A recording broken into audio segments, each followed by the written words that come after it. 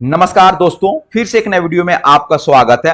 और इस वीडियो में बात करने वाले हैं मल्टीपल डिसेबिलिटी सर्टिफिकेट कैसे बनता है। आज के इस वीडियो में पूरी जानकारी आपको हम स्टेप बाय स्टेप आपको हम देने वाले हैं। आरपीडब्ल्यूडी एक्ट के अनुसार जो गाइडलाइंस आया है 2024 में, इसके अनुसार किस प्रकार से आपका मल्टीपल डिसेबिलिटी सर्टिफिकेट में आपका परसेंटेज को कैलकुलेशन किया जाता है और आपके दिव्यांगता प्रमाण पत्र में दिया जाता है। कितना परसेंटेज आपका होना चाहिए एक डिसेबिलिटी में, अगर आपका 2 डिसेबिलिटी है तो दोनों में कितना कितना होना चाहिए परसेंटेज, तब आपका यूडीडी कार्ड या डिसेबिलिटी सर्टिफिकेट वैलिड करेगा। इसके बारे में पूरी जानकारी आपको हम इस वीडियो में देने वाले हैं, तो वीडियो को लास्ट तक जरूर देखें।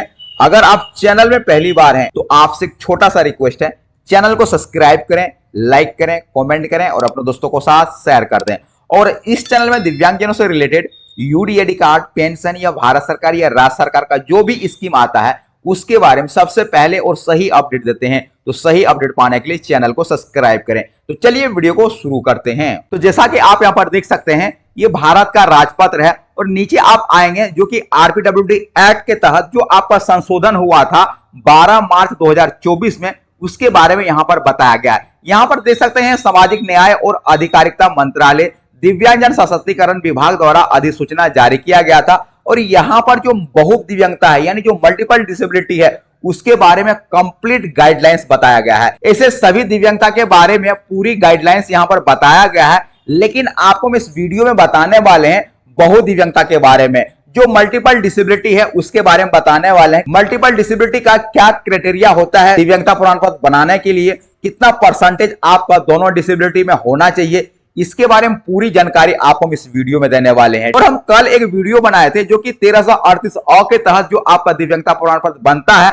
और आपका 76 अ के तहत जो आपका दिव्यांगता प्रमाण पत्र बना हुआ है, इसमें क्या अंतर है, इसके बारे में कंप्लीट वीडियो बनाए हैं। तो अगर उस वीडियो को नहीं देखे हैं तो हम आई बटन में लगा देंगे और डिस्क्रिप्शन में भी इसका लिंक, वहां से भी आप देख सकते हैं। तो अब बात करने वाले हैं कि आपका जो बहु दिव्यांगता होता है, जो मल्टीपल डिसेबिलिटी होता है, इसका क्या क्राइटेरिया है, क्या गाइडलाइंस है। चलिए इसके बारे में आपको हम पूरी जानकारी एक एक करके देने वाले हैं। तो इसके लिए जो है आपको नीचे आना पड़ेगा। तो जैसा कि आप यहां पर देख सकते हैं, बहु दिव्यांगता के बारे में पूरा गाइडलाइंस यहां पर दिया गया है।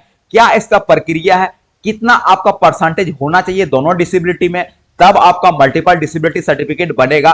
इसके बारे में पूरा यहां डिटेल्स जो बताया गया है, तो इसके बारे में आपको एक एक करके बताने वाले हैं। तो वीडियो बहुत इंपॉर्टेंट होने वाला है, तो वीडियो को लाइक कर दें और अपने दोस्तों को साथ शेयर कर दें। तो चलिए आप हम एक एक करके बताने वाले हैं। तो यहां पर आप देख सकते हैं इसका परिभाषा दिया गया है। परिभाषा में क्या दिया गया है, बहु दिव्यांगता का अर्थ होता है 2 या अधिक प्रकार की दिव्यांगताओं का संयोजन।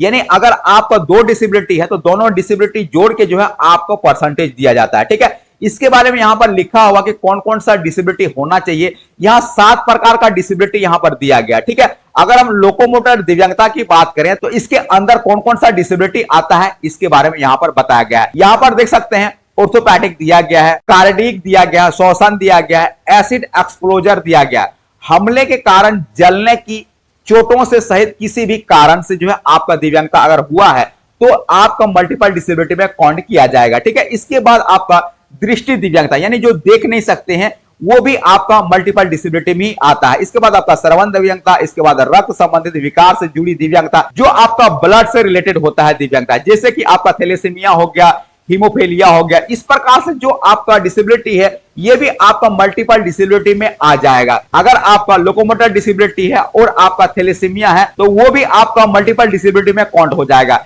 इस प्रकार से यहां पर बताया गया है। ठीक है, इसके बाद यहां पर देख सकते हैं विकास संबंधी विकार, ग्लोबल डेवलपमेंट डिले, बौद्धिक दिव्यांगता, विशिष्ट अधिगम दिव्यांगता, ऑटिज्म स्पेक्ट्रम विकार आदि सहित जितने भी प्रकार का दिव्यांगता है ये भी आपका मल्टीपल डिसेबिलिटी में आ जाएगा। ठीक है, इसके बाद चिरकालीन तंत्रिका दशाएं जिसका है वो भी आपका मल्टीपल डिसेबिलिटी में आपको ऐड किया जाएगा।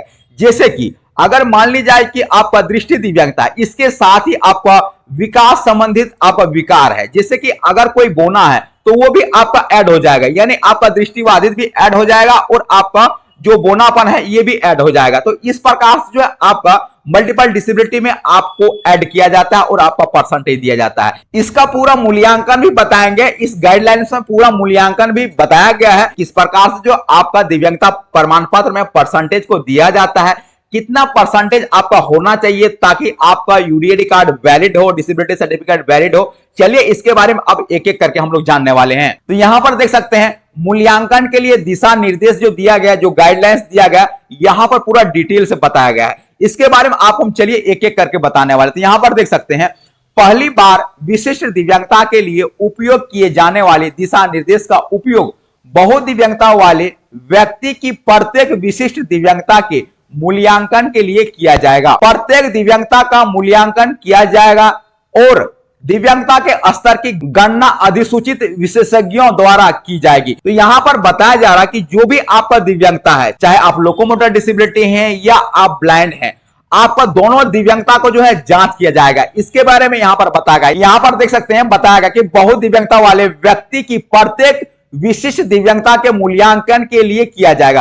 तो आपका दोनों दिव्यांगता का जो मूल्यांकन किया जाएगा, जांच किया जाएगा, इसके बाद ही आपका परसेंटेज को दिया जाएगा। ठीक है ना। इसके बाद लिखा हुआ कि प्रत्येक दिव्यांगता के लिए प्राप्त स्कोर के आधार पर उन्हें सबसे गंभीर, कम गंभीर तथा वर्गीकृत किया जाएगा। केवल 25% से अधिक या उसके बराबर की व्यक्तिगत दिव्यांगता को बहुदिव्यांगताओं के कारण संग्रह दिव्यांगता के आकलन के लिए शामिल किया जाएगा। तो यहां पर आपको समझना है बहुत ध्यान से यहां पर क्या चीज बताया गया है। ठीक है।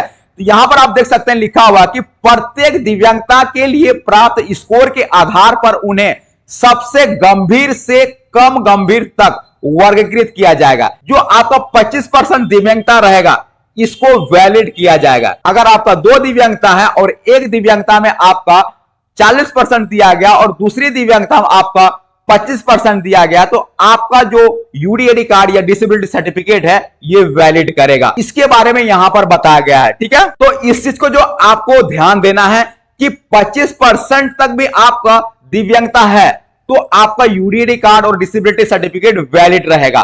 यहां पर इस गाइडलाइंस पर बताया गया है, इस चीज को ध्यान रखना है। 25 से ऊपर आपका परसेंटेज होना चाहिए। आगे और इसके बारे में आपको हम डिटेल से बताने वाले हैं। तो यहां पर देख सकते हैं इसके बाद लिखा हुआ है, यदि किसी विशेष दिव्यांगता के कारण दिव्यांगता को सीमा के रूप में दिया जाता है और पृथक संख्या के रूप में नहीं, तो कई दिव्यांगता की गणना करते समय सीमा के मध्य बिंदु का उपयोग किया जाएगा। उदाहरण के लिए मानसिक रुग्णता के कारण दिव्यांगता मध्य यानी 40 से 70% निर्धारित की जाती है, तो बहुदिव्यांगता की गंभीरता की गणना के लिए 55% की मानसिक रुग्णता का उपयोग किया जाएगा। इसी तरह से यदि मानसिक रुग्णता के कारण दिव्यांगता गंभीर यानी 71 से लेकर 99% निर्धारित की जाती है, तो बहुदिव्यांगता की गंभीरता की गणना के लिए 85% की मानसिक दिव्यांगता का उपयोग किया जाएगा।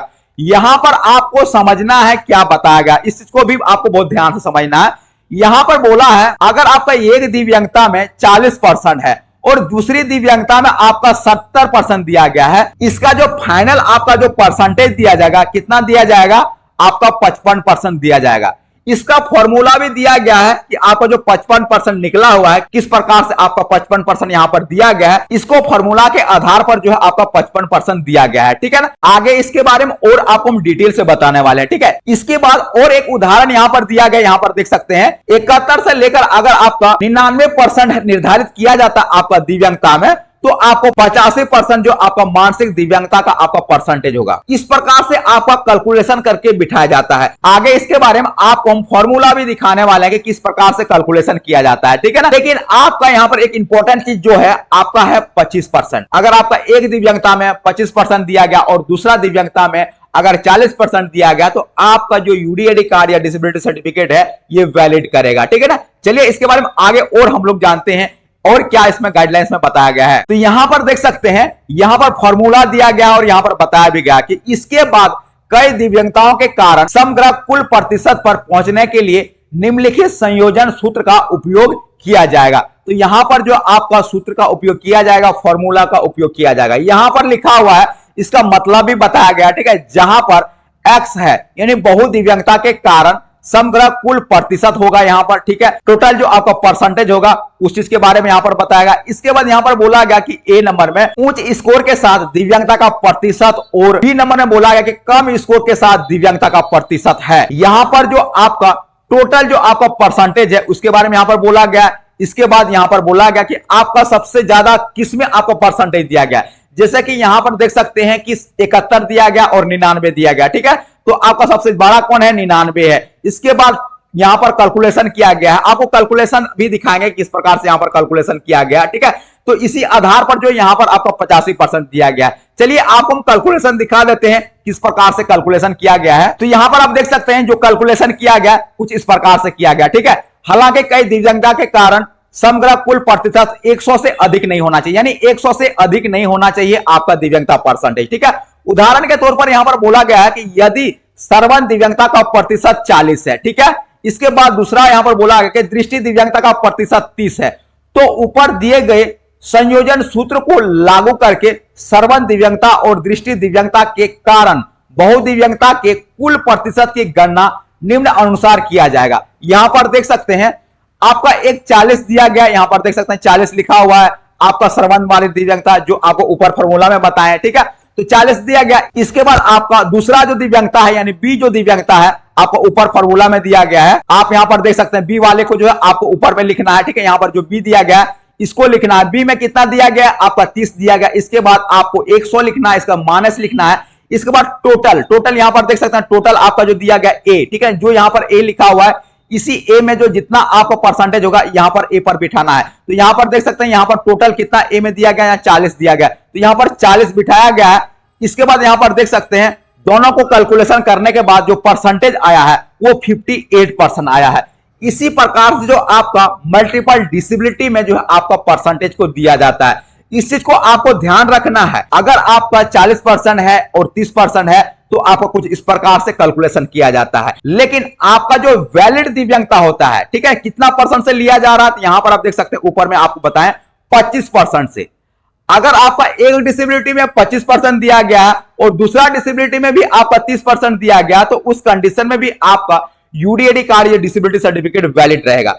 लेकिन यहां पर आपका 30 और 25 का यहां पर फॉर्मूला नहीं बताया गया, एग्जांपल पर नहीं बताया गया है, लेकिन आपका वैलिड करेगा, ठीक है। यहां पर 40 और 30 पर बताया गया है, ठीक है।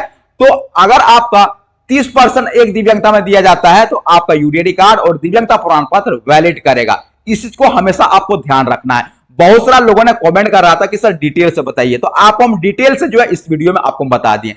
इसके बाद यहां पर आप देख सकते हैं उसके बारे में और यहां पर बताया गया है इसका क्या और दिशा निर्देश दिया गया। तो यहां पर देख सकते हैं यदि किसी व्यक्ति को 2 या अधिक दिव्यांगता है तो उपरोक्त सूत्रों को क्रमिक रूप से उच्चतम प्रतिशत स्कोर के साथ 2 दिव्यांगताओं के साथ शुरू किया जाएगा और अगले कम प्रतिशत स्कोर को गणना में शामिल करके आगे बढ़ाया जाएगा, ठीक है। तो यहां पर बताया गया कि आपका 1 से 2 दिव्यांगता है तो दोनों को जो आपका कैलकुलेशन किया जाएगा और आपका दिव्यांगता को बढ़ाया जाएगा। यहां पर देख सकते हैं गणना करके जो है आपका शामिल किया जाएगा, दोनों को जोड़कर जो आपका दिव्यांगता प्रमाण पत्र बनाया जाता है, ठीक है।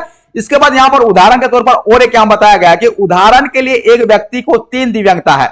पहले दिव्यांगता के लिए प्रतिशत स्कोर ए के बराबर उच्चतम है, दूसरे दिव्यांगता के लिए स्कोर बी दूसरा उच्चतम बराबर है और तीसरे दिव्यांगता के लिए स्कोर सी सबसे कम स्कोर के बराबर है। उपरोक्त सूत्र के इसके बाद यहां पर देख सकते हैं उसका फॉर्मूला दिया गया। तो यहां पर बताया गया कि अगर आपका 3 दिव्यांगता है फिर भी आपका मल्टीपल डिसेबिलिटी सर्टिफिकेट बनेगा, ठीक है। एग्जाम्पल पर यहां पर बताया गया और इसका जो है फॉर्मूला अलग है, ठीक है। यहां पर देख सकते हैं उसका फॉर्मूला कुछ अलग तरीका से दिया गया।